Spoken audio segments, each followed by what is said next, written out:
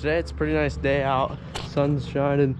It's actually pretty warm for February. Low to upper 30s, almost 40 probably right now. It's supposed to get in the 40s today. Got some work we want to do to the 2090. It needs a new block heater, and then need to put a new cable on for the power takeoff here.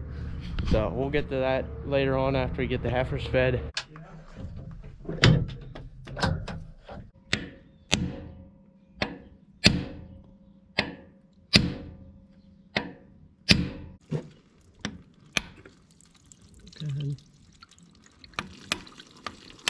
I guess we can do it quite straight.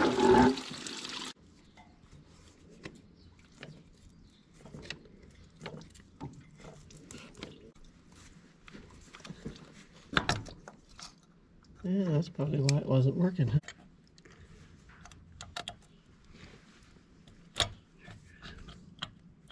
Is it 6 straight down? Yep.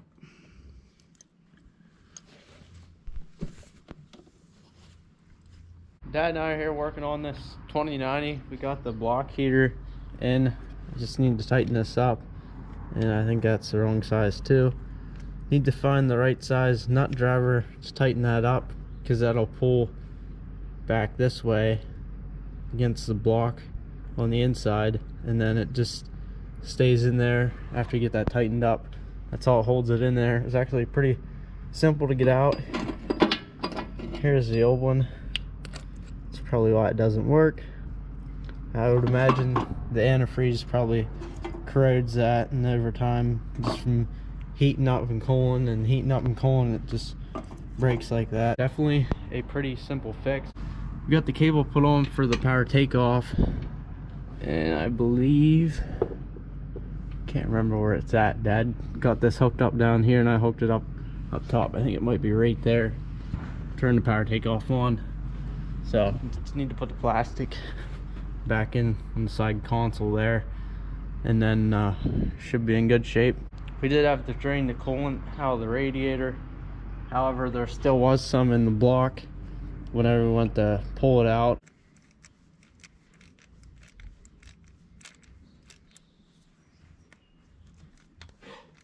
Went and ate lunch. Now come back out and finish putting this block heater together. I got that thing tightened. Now I just need to put this long cord on. Man, didn't realize it would be that long. There's this little metal tab here, and that goes in there a certain way.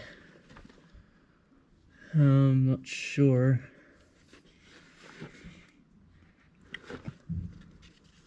So here's a little bit different than the last one, but there used to be like a little groove that it would go in. I don't really see it.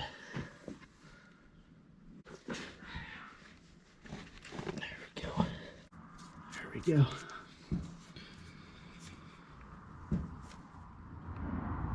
See the tear of the plastic off the side here, and then the cable comes up through to your lever, and now it gets forward, stays there, and here, click, you can shut it off. What we think was happening was that cable was just a little stiff because of it being cold. It wasn't shutting the power takeoff off the whole way, because whenever you go to turn it off, it would actually work the tractor, so like it wasn't fully disengaging.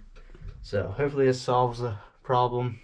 Actually, these tractors had a knob you would pull up to turn the power takeoff on, but Case had the 70 series had a lever that you just turned on like that, and then the 90 series had the pull up knob. The 94 series have the lever again, so you can see how well that worked out. People didn't like them very good, so we took it out, and then it's just an extra remote, so you just run the cable down to that power takeoff thing down in under the floor, and then that's what turns it on. So it's pretty simple design, just like the 94 series would be.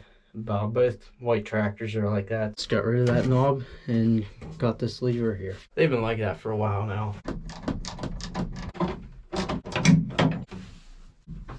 I got the coolant put back in the tractor. What was in it? It must have been a little bit low, and we also lost some, so I still need some antifreeze to finish that thing up.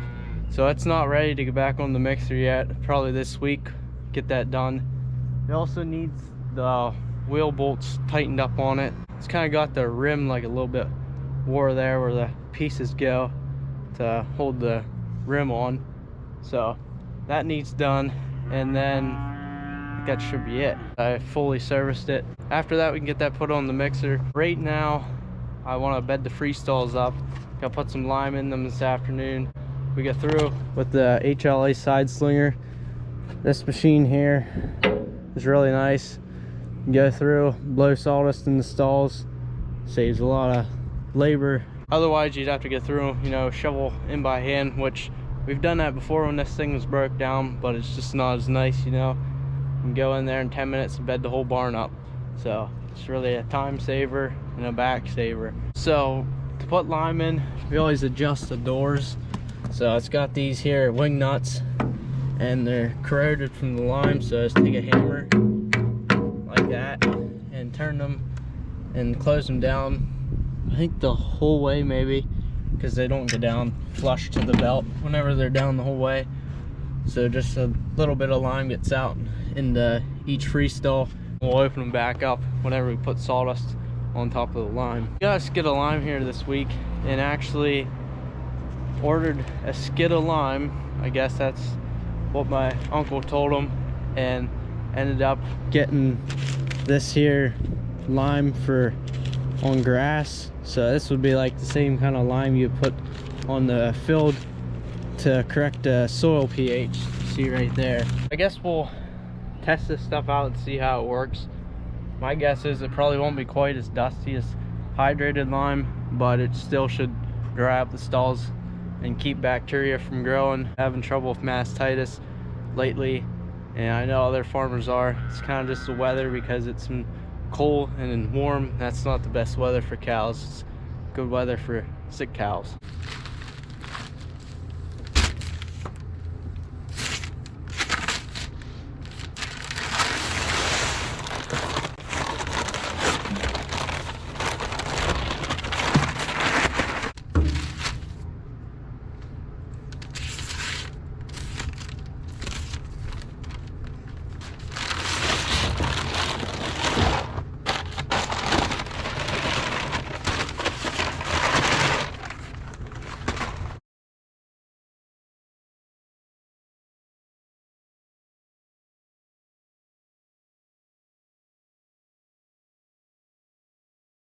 Got the line loaded up into the spreader on the skid loader there.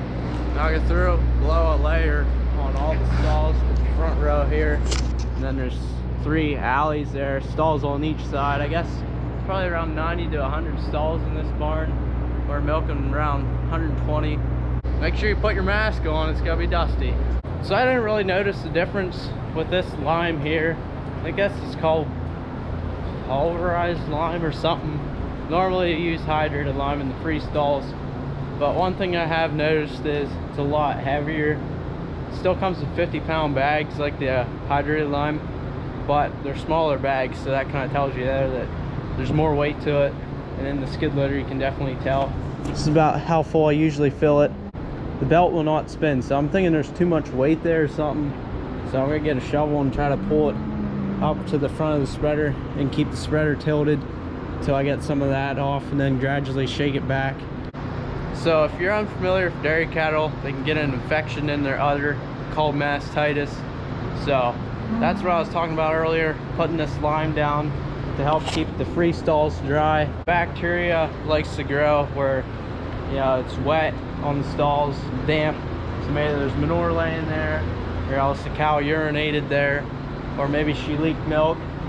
So that just gives a nice place for bacteria to grow. The sawdust, if it's really dry, we usually have no problem, but every once in a while we get through and coat the stalls with lime and then put sawdust on top. It just helps prevent mastitis. That's about the best way you can deal with it, is just try to prevent it. I guess we'll move to plan B now, since plan A won't work.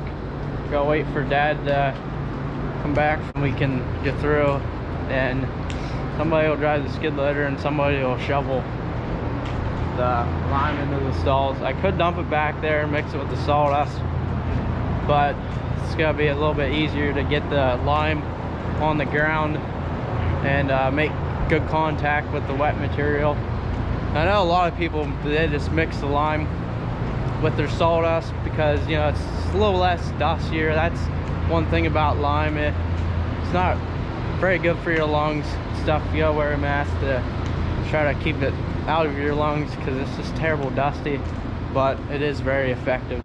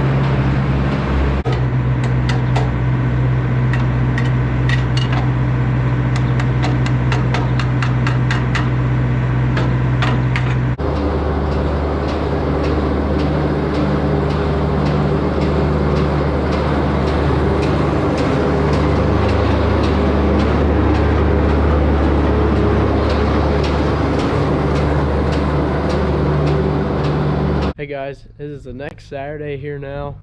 Today we need to feed the heifers TMR.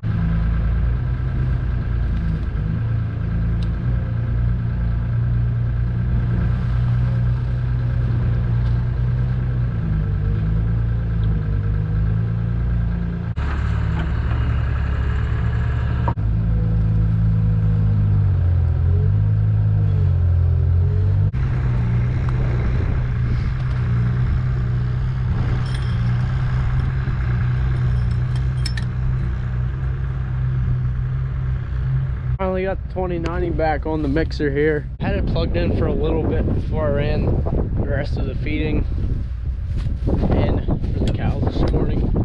Pretty sure it was working, so fire it up right now. It's actually pretty cold out. It's feeling more like February today compared to last week. Or this past week it was 70 the one day, and that's just crazy for February. It's almost just too warm.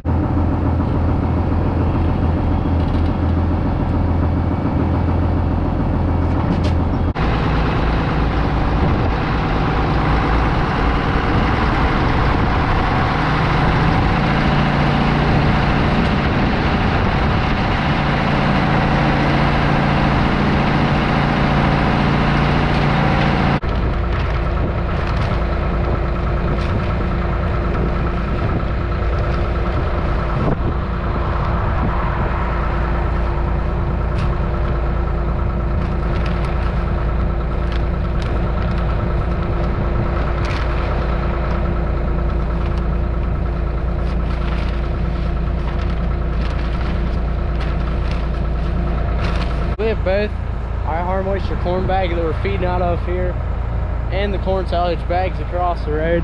This high moisture corn is from this year. It's really good stuff. It's actually a little bit drier than what you would like normally, but it's not a big deal. Still feeding fine, the cows are still milking. This corn silage here, I need to cut the bag off, but that's from last year. It's our last bag of carryover. So then we'll get into the newer stuff here. We have 2 bags here and then a big 300-foot bag up on the hill.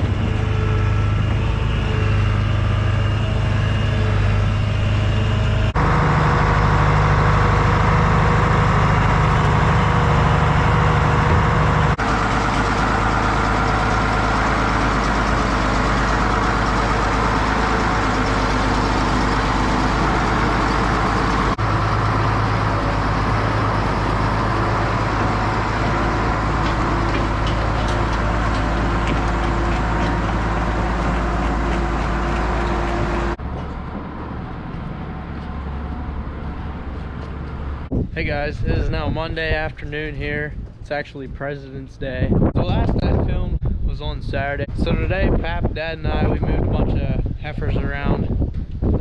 Did a heifer shuffle. So basically we just moved some heifers from the smallest pen to the next smallest pen, then that pen to another pen, and then some of the heifers we put down with the bull to get bred. Some of them that were bred, we put down the dry cow pens so we can keep an eye on them, and then when they start bagging, put them up here in the shed to keep a closer eye on them. That way if they do have any difficulty calving, we can catch it and help them. So down here at home, we cleaned this big pen out and it's already bedded up.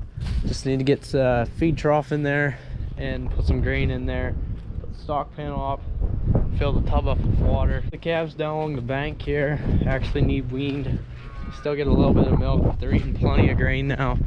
Once they start eating plenty of grain, we like to wean them off slowly on milk and then eventually cut them out, because as you can see, they're pretty big and almost too big to be getting milk. So these 7 individual pens and these 3 big super hutches. These 3 big super hutches we're planning on moving once my dad gets done scraping. We're gonna move them up into this big pen, and then sometime we'll move this big pen here, clean it out, and then move those 7 into here. We do raise all of our replacement heifers. Now I know there's some farms out there today that just buy replacement heifers and breed their cows to a beef bull, and then they sell those calves and then put the money from those calves towards good replacement heifers, because there's farms out there that actually will buy those heifers up as calves and then raise them. Not all farmers, you know, raise replacement heifers, but we always do. So we keep the Holstein heifers and then we sell the bulls off as calves.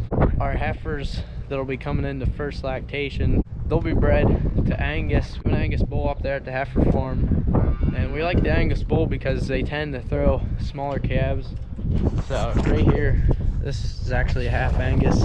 It's a half Holstein, half Angus. 2290 was on the mixer, and we noticed the one gasket here is messed up on the intake manifold here.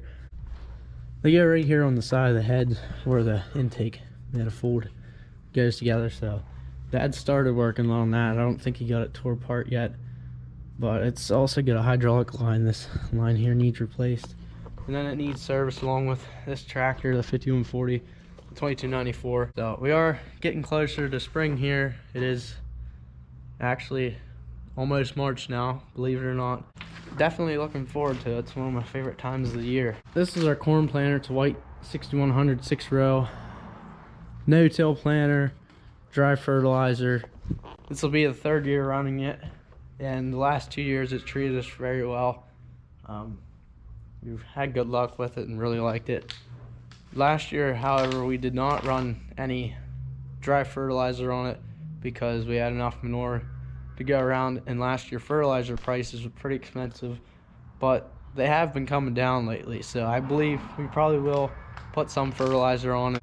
Not sure exactly what we're gonna do here yet this year, but I know we do need to go over this corn planter. It does need some no-till holders here. You can see they're really wearing down. And we got the Martin-Till row cleaners. Really like them, and they're looking fine. They're just got to get a good grease in. Now we do need to check on the seed discs themselves.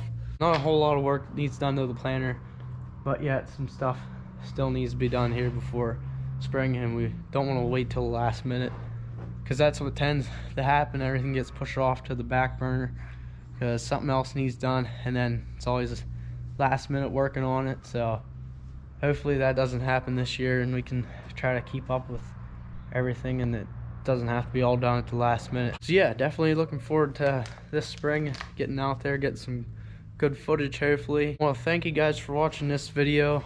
Hope you enjoyed it. If you did enjoy the video, I want you to smash those like and subscribe buttons down below. Highly encourage you to do that because that really helps me out a lot. Alright guys, we'll see you later. Have a good one.